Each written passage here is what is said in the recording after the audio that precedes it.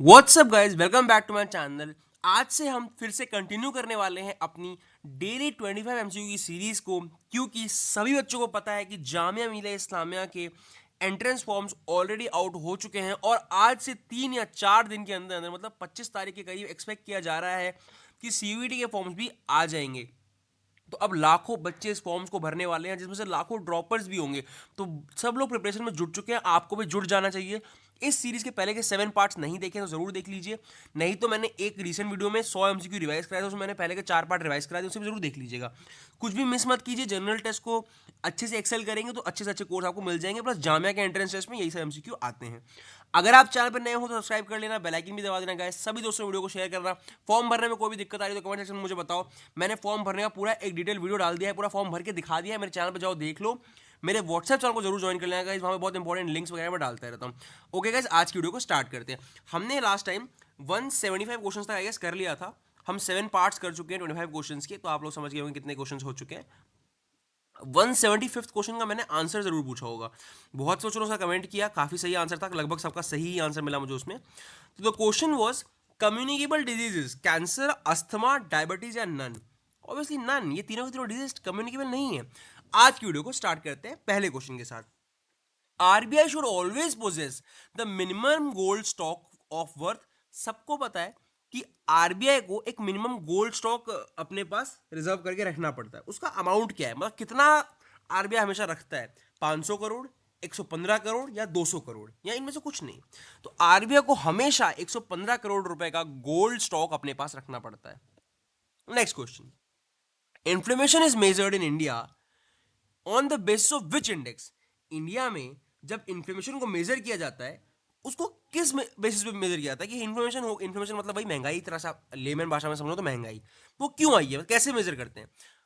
Wholesale price index, consumer price index for urban workers, या consumer. देखो ये economics से जुड़े हुए क्वेश्चन है, पर जामिया में तो पक्का ही आएंगे और सीवीटी में भी आने के बहुत चांसेस है, बिकॉज इन्फ्लेमेशन वगैरह ये सब कॉमन टॉपिक्स है, हर अवेयर बच्चे को इसके बारे में पता होना चाहिए। Consumer price index for agriculture workers या नेशनल इनकम डिफ्लेशन। तो होलसेल प्राइस इंडेक्स, इंडिया में इन्फ्लेमेशन को होलसेल प्राइस इंडेक्स के बेसिस पर कंपेयर किया जाता है। अगर आपको नहीं समझ में आया कि भाई कैसे करते हैं तो मुझे बताना, मैं डिटेल वीडियो बना दूंगा। Next question, in the world in the production of cotton India ranks. पूरी दुनिया में कॉटन के प्रोडक्शन में इंडिया की क्या रैंक है? सेकेंड है, फर्स्ट है, थर्ड है या फोर्थ है? सेकेंड है। पूरे वर्ल्ड में इंडिया कॉटन के प्रोडक्शन में सेकंड आती है। एक बार मैं आपको इंसाइट देना चाहूंगा, जितने भी क्वेश्चन आते हैं ना ये रैंक्स वाले, इंडिया की रैंक मोस्ट प्रोबेबली पूछता है फर्स्ट कौन है। तो जब भी इंडिया की रैंक पूछे ना, अगर आपको नहीं आइडिया है तो सेकंड पे टिक करना, फर्स्ट पे टिक करके मत आना। क्योंकि 80% जगहों पर इंडिया इन सब प्रोडक्शन में, एक्सपोर्ट करने में, हर चीज में इंडिया सेकंड पे आती है। तो आपको नहीं आइडिया हो इंडिया का तो सेकंड लगाना। फर्स्ट का अगर आपसे पूछ ले और उसका भी आइडिया ना हो तो फर्स्ट पे मोस्ट प्रोबेबली चाइना ही होती है, चाइना लगा देना। The most profitable unit is, government के लिए या फिर सबसे ज्यादा प्रॉफिटेबल यूनिट जो है वो बीएसएनएल है, एनटीपीसी है, ओएनजीसी है, आईओसी है। सब बच्चों का होमवर्क ये है कि मुझे कमेंट सेक्शन में इन चारों के फुल फॉर्म चाहिए भाई, कि बीएसएनएल क्या होता है, एनटीपीसी क्या होता है, ओएनजीसी क्या होता है और आईओसी क्या होता है। सबसे ज्यादा प्रॉफिटेबल यूनिट होता है ओएनजीसी। ओएनजीसी का मुझे फुल फॉर्म बताना सब लोग, ये इंपॉर्टेंट होमवर्क है, इनके फुल फॉर्म्स भी आपको आने चाहिए वरना पेपर में फंस जाओगे। सबसे ज्यादा प्रॉफिट कौन कमा रहा है? ओएनजीसी कमा रहा है। Next, which sector shows lowest growth rate. सबको इसका आंसर आना चाहिए, 100% बचपन से पढ़ते आ रहे हैं। Primary sector, secondary sector, tertiary sector या नन ऑफ दीज। इनमें से कौन सा सेक्टर है जो सबसे कम ग्रोथ रेट दिखा रहा है, जिसकी ग्रोथ नहीं हो रही है? था अच्छा पर अब ग्रो नहीं कर रहा है, प्राइमरी सेक्टर। हम लोग इंडिया पहले पूरा सब कुछ बेस था फार्मिंग पे, बट अब देखो फार्मर्स ही प्रोटेस्ट करते रहते हैं। सबसे ज्यादा कम ग्रोथ रेट उन्हीं की हो गई है। लोग फार्मिंग छोड़ के बाहर निकल रहे हैं, शहरों में काम करते हैं, कॉर्पोरेट जॉब करते हैं। सबसे बुरी हालत फार्मर्स की है, तो हमारा सबसे कम ग्रोथ रेट कहाँ मिला? प्राइमरी सेक्टर में। आ जाते हैं इंपॉर्टेंट क्वेश्चंस पे, जो कि अब इससे हटके हो गए, दैट मीन्स इकोनॉमिक्स से हटके हो जाते थोड़े से। The important metal use with iron to produce stainless steel is. अब ये बताओ कि कौन से मेटल को यूज करके स्टेनलेस स्टील बनाई जाती है? That is aluminium, chromium, tin या कार्बन। ये एक जनरल साइंस का क्वेश्चन है वैसे तो। आंसर इज क्रोमियम, कि आयरन के साथ क्रोमियम मिलाकर स्टील बनती है। ये क्वेश्चन आता है, अच्छा क्वेश्चन है। Next question, one astronomical unit is the average distance between. ये भी क्वेश्चन बड़ा इंपॉर्टेंट है भैया, जो एस्ट्रोनॉमिकल यूनिट होता है वो किसके बीच का डिस्टेंस है, मतलब जैसे हम लोग बोलते हैं कि यहाँ से वो वाला स्टार 100 एस्ट्रोनॉमिकल यूनिट दूर है, तो ये जो एक एस्ट्रोनॉमिकल यूनिट है ये कितनी दूरी है, इसका डिस्टेंस एक्चुअली किसका डिस्टेंस है, तो ये अर्थ और सन के बीच के डिस्टेंस को एक एस्ट्रोनॉमिकल यूनिट बोला जाता है, अर्थ एंड मून को बोला जाता है, सन एंड प्लूटो को बोला जाता है, नन ऑफ दीज को। तो अर्थ एंड द सन के बीच जो डिस्टेंस है उसको आपका एक एस्ट्रोनॉमिकल यूनिट बोला जाता है। Next question, the water pollution in river is measured by dissolved amount of, जो वाटर पोल्यूशन है रिवर का वो किस चीज से मेजर किया जाता है कि उसमें डिसॉल्व अमाउंट ऑफ क्या है, क्लोरीन, ओजोन, नाइट्रोजन या हीलियम। पानी से जुड़े हुए क्वेश्चन में, वाटर के से जुड़े हुए क्वेश्चन में मोस्ट प्रोबेबली आंसर क्लोरीन ही होता है, तो इसका आंसर है क्लोरीन।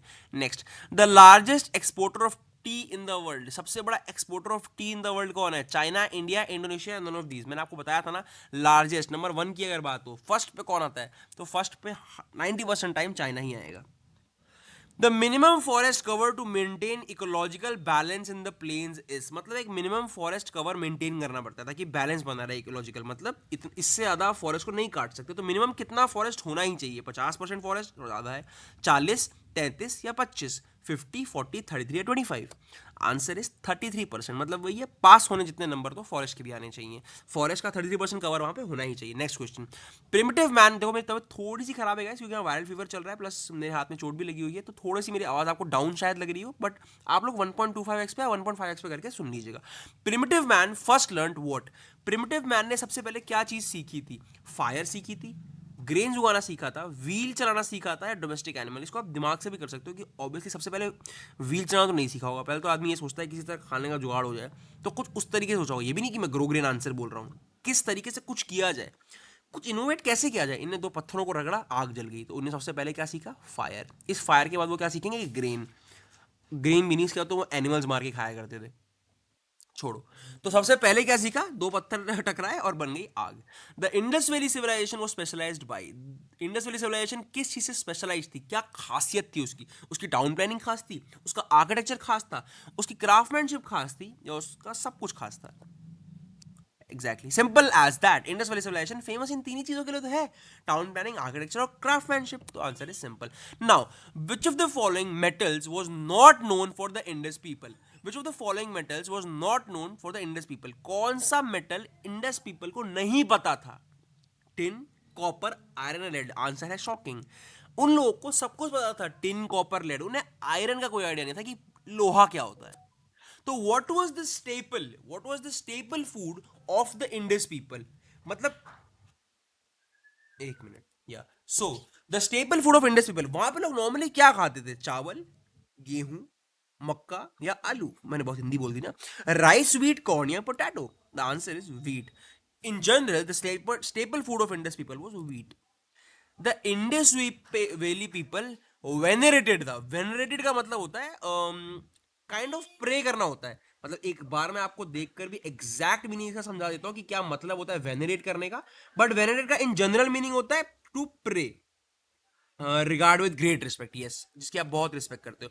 तो किसकी बहुत रिस्पेक्ट करते थे इंडस वैली वाले, बुल, काओ, गरुड़ या ईगल। आंसर इज बुल, वो लोग बुल की बड़ी इज्जत करते थे। Next question, the minimum age at which a person can be appointed as prime minister of India, सबको ये बात पता होनी चाहिए, क्वेश्चन दोनों ही पेपर्स के लिए बहुत इंपॉर्टेंट है, जामिया या सीयूईटी, कि इनमें से क्या एक मिनिमम एज है जिसके बाद ही आप प्राइम मिनिस्टर बन सकते हो, चाहे आप कितने फेमस लीडर क्यों ना हो, 21 ईयर्स, 25 ईयर्स, 30 ईयर्स या 35 years. The answer is 25 years. Next question, the prime minister is the chairman of the planning commission, the minorities commission, the finance commission या none of these. Prime minister इनमें से किसका chairman होता है, prime minister planning commission का chairman, आपको पहले ही बताया, एनडीसी हो गया, नेशनल डेवलपमेंट काउंसिल, और प्लानिंग कमीशन हो गया।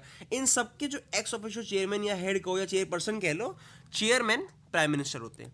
Next question, the parliament of India consist of what, parliament के अंदर क्या क्या चीजें आती हैं, लाइक आपको पता होगा लोकसभा भी होती है, राज्यसभा भी होती है, क्या ये सब पार्लियामेंट के अंदर आता है, देखते हैं। The president, Lok Sabha and Rajya Sabha, the Lok Sabha and Rajya Sabha, मतलब प्रेसिडेंट नहीं होता क्या पार्लियामेंट का हिस्सा, the Lok Sabha, prime minister and the speaker, मतलब प्राइम प्रेसिडेंट भी नहीं होता और राज्यसभा भी नहीं होती, या इनमें से कुछ नहीं। तो पार्लियामेंट का हिस्सा होते हैं the president, Lok Sabha and Rajya Sabha. अब ये मत कहना क्या भैया प्रेसिडेंट नहीं, प्राइम मिनिस्टर क्या उसका हिस्सा नहीं होता? तो इनमें से जो लोकसभा राज्यसभा है, इनमें से एक के थ्रू प्राइम मिनिस्टर भी पार्लियामेंट का हिस्सा है। तो इसीलिए उन टोटालिटी लोकसभा राज्यसभा में सब आ गए, प्राइम मिनिस्टर वगैरह सब आ गए, और प्रेसिडेंट भी, मतलब सब लोग पार्लियामेंट का हिस्सा होते हैं।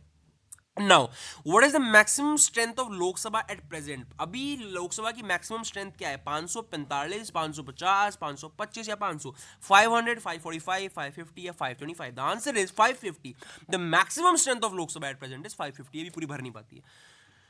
How many seats have been reserve for the union territories in Lok Sabha? Lok Sabha में यूनियन टेरिटरीज से कितनी सीट्स आनी है, मतलब कितने एमपीज जो है यूनियन टेरिटरीज के बैठेंगे? एमपीज आई मीन टू से एमएलए, कंफ्यूज छोड़ो। तो कितनी सीट्स जो है वो लोकसभा में उसकी ही आनी है यूनियन टेरिटरीज की? दैट इज 20, 25, 30 या none of these. 20 seat reserve कर दिए कि वो यूनियन टेरिटरीज के जो लीडर होंगे वही आकर उन सीट्स को लेंगे। लास्ट 5 क्वेश्चंस में आपको मोस्ट प्रोबेबली देखा होगा मेरे यहाँ पे जनरल साइंस मिलती है आपको, जो स्टार्टिंग में ज्योग्राफी थी। One that receive very little sunshine suffer from, जिसको बिल्कुल धूप मिली नहीं, मतलब उसको विटामिन डी की कमी होगा। विटामिन डी की कमी से क्या होता है? देखो एक क्वेश्चन तो दो क्वेश्चन छुप के निकल रहे हैं। उसको रिकेट्स होगा, स्कर्वी होगा, स्टेरिलिटी इश्यूज हो जाएंगे, फिर ऑल ऑफ देम उसको रिकेट्स हो जाएगा। जिस बंदे को बिल्कुल भी धूप नहीं मिलती विटामिन डी की कमी से, उससे रिकेट्स हो जाता है। Last question is polished rice is the main cereal in their diet people suffer from. जिन लोगों के खाने में मेन, जैसे आजकल के मॉडर्न लिविंग लाइफस्टाइल में ऐसा हो गया, पॉलिश्ड राइस, मतलब जो पॉलिश किया हुआ राइस होता है वो आपका मेन खाना है, रोज ही खा रहे हो, उससे वो क्या बीमारी हो सकती है? बेरी बेरी, पेलाग्रा, स्कर्वी या sterility. Answer is beri beri हो जाएगा भाई। The minimum calorie intake for sustaining life is, कम से कम इतना तो खाना ही पड़ेगा वरना जिंदा भी नहीं रह पाओगे, मरने की हालत धीरे धीरे होने लगेगी, धीरे धीरे मरने लगोगे। तो वो है 2100। कहते हैं 2100 कैलोरीज तो आपको सस्टेन अगर करना है लाइफ को प्रॉपर तरीके से, ये नहीं कि जिस दिन 2000 कैलोरी खाए उस दिन मर जाएंगे, ऐसा नहीं होता। सस्टेनिंग लाइफ मतलब सारी चीजें ढंग से काम करे, उसके लिए 2100 कैलोरी आपको कंज्यूम करना चाहिए। ट्रिपल वैक्सीन क्यों लगाई जाती है? क्वेश्चन आपको इरिटेट कर रहा होगा, मतलब कि इतने सारे नाम कौन याद करेगा, बट ऐसे क्वेश्चन आते हैं यार सीयूईटी में, तो इसलिए मुझे डालने पड़े। अब वोपिंग कफ, टिटनस और डिप्थेरिया, इन सबके लिए एक ट्रिपल वैक्सीन लगती है। वो या वोपिंग कफ, टिटनस और मलेरिया। मलेरिया के लिए कब से वैक्सीन लगने लगी यार, मच्छर काटने से। Whooping cough, tetanus and measles, क्या मिसल्स के लिए भी ऐसा होता है? तो जी नहीं। आंसर इज कफ के लिए, वोपिंग कफ के लिए, टिटनस के लिए और डिप्थेरिया के लिए लगती है vaccine. Last question of the day is which of the following are universal donor and acceptor respectively? इनमें से कौन से ब्लड ग्रुप्स यूनिवर्सल डोनर है, मतलब वो सबको खून दे सकते हैं, सब लोग खून एक्सेप्ट कर लेंगे, और एक है यूनिवर्सल एक्सेप्टर, मतलब वो किसी भी खून को अपने में मिला सकते हैं। तो ए बी, ABO, OOB या फिर नन ऑफ दीज। और आपको पता है मेरा रूल क्या है, मैं आपको फर्स्ट क्वेश्चन का, लास्ट क्वेश्चन का आंसर नहीं बताऊंगा। सो आज की वीडियो को यहीं खत्म करते हैं गाइस। आई होप आप लोगों ने सेशन को एंजॉय किया होगा। लाइक जरूर करना, वीडियो को सबके साथ शेयर करना गाइस, सब दोस्तों को बताओ हमारे चैनल के बारे में। आप लोग हमें मोटिवेट करोगे तो हम भी आपके लिए काम करते रहेंगे, और नेक्स्ट सेशंस भी आते रहेंगे गाइस। कोई भी अपडेट होगी जामिया को लेकर, लास्ट डेट को लेकर, सीयूटी को लेकर, मैं तो उसके बारे में अपडेट ले आऊंगा। डोंट वरी, जस्ट मुझे फॉलो करते रहें, मेरे व्हाट्सएप चैनल को फॉलो कर लें। आप हमें प्यार दें, हम आपको बहुत सारा प्यार देंगे।